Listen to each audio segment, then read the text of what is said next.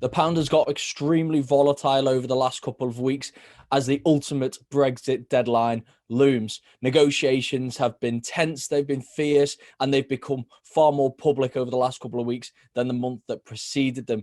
It seemed as if both sides were really making progress towards a deal, but the same three issues that have stopped the deal over the course of a number of months now continue to linger. That's level playing field, fishing rights, and governance. And while progress has been made on all of these, it seems that political sign-off is what is now needed in order for talks to develop that little bit further. It seems the negotiators have reached the limits of what they can achieve given their current mandates. What that means is that Boris Johnson is now heading to Brussels today for a dinner with Ursula von der Leyen, the European Commission president, in the hope that some political compromise can allow negotiators to finalise the remaining parts of a deal and avoid a no-deal Brexit in just over 3 weeks' time. That's how tight the deadline has now become, and there is no political will on the UK side to extend that deadline in order to avoid no deal. They're fully of the belief that the time pressure is what's going to get this over the line. Now, there obviously is skepticism around this with regards to the quality of the deal that's now being produced as a result of this deadline, but clearly an agreement is going to be needed over the course of the next week or so in order to get this through, in order for the European Parliament to pass this, and in order for the UK Parliament as well to pass this agreement.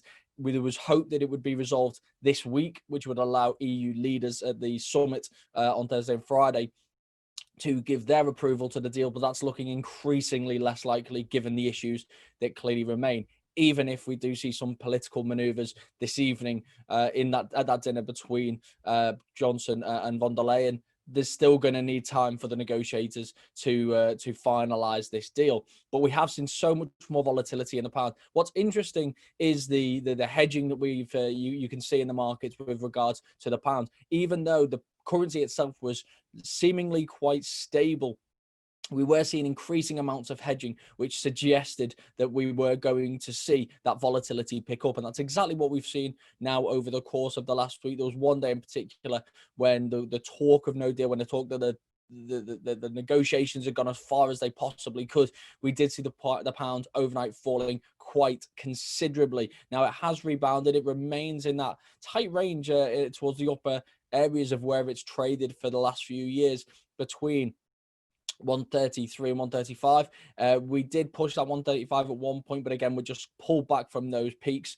And it seems that now it is just in wait and see mode to see if we can get a deal over the line. Now, like I say, volatility, though, has significantly picked up. It really is worth noting here that while you can see, for example, in some of the options market, the hedging is taking place, this deal is not priced in to the spot market. If we do see no deal, then the downside, I imagine, will be quite considerable. And that's why we're seeing the nerves starting to creep in. There will probably be, I imagine, some form of relief rally once a deal gets over the line. I'm still firmly of the belief, as is the view clearly in the market, that a deal will be agreed this late in the day, that a no deal makes absolutely no sense given the amount of effort that's gone into producing a deal and given the issues that remain. So I'm still firmly of belief that a deal will be achieved, and that the talks this evening will probably unlock the issues that are remaining and allow for the details to be agreed in time for both parliaments to sign this off. But that doesn't mean that we won't see volatility, especially if the rhetoric from this evening's conversations is not positive. So I think the volatility one is the one we've really got to keep an eye out for. So because while the pound may continue to push on higher into the agreement actually being reached, there is downside risks and quite hefty ones, as we were reminded about over the course of the last couple of weeks. Now, I guess the question is, if we do see a deal, just how far can this go? And that's going to be the difficulty, because I do think this deal was quite heavily priced in. So one thing I think we need to be careful of is the prospect that what we could see is a spike higher on any deal and a profit taking quickly kicking in because of how heavily this is priced in. But I think the next couple of days are going to be absolutely critical as far as these talks are concerned.